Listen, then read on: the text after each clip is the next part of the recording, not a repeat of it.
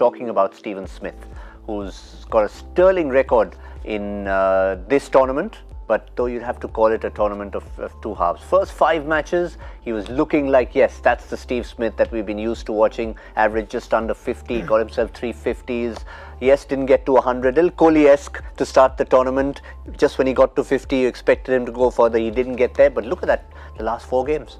Yeah, see, it would be unfair to actually say his last 4 games he hasn't done well. I think in 2 of those games he came only in, like, his batting order was shifted to an extent where he came in at number 5 in one game. He came in at number, I think, 6. Yeah, they were trying to push the runs on him. Yeah, so you know, it would be unfair to say that he didn't perform, but he didn't get the opportunity also to perform. So he's also a very good knockout match player.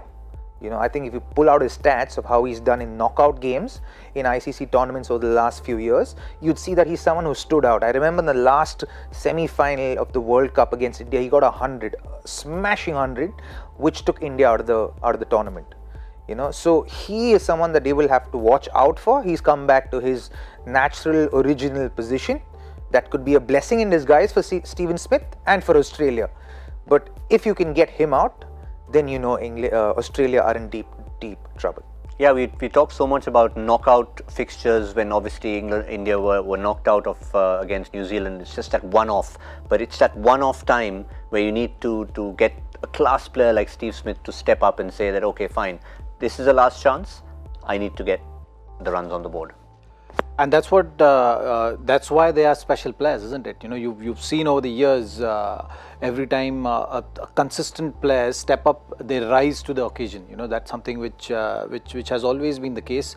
And by that lookout, you have these 2 or 3 standout players in Australian side. You know, when it comes to batting, you would want Warner and Steve Smith both to come to the party and rise to the occasion. And from bowling side, you would want Mitchell Starc to continue what he has been doing. You know, so these are the 3 components which are very vital for today's success as far as Australia is concerned.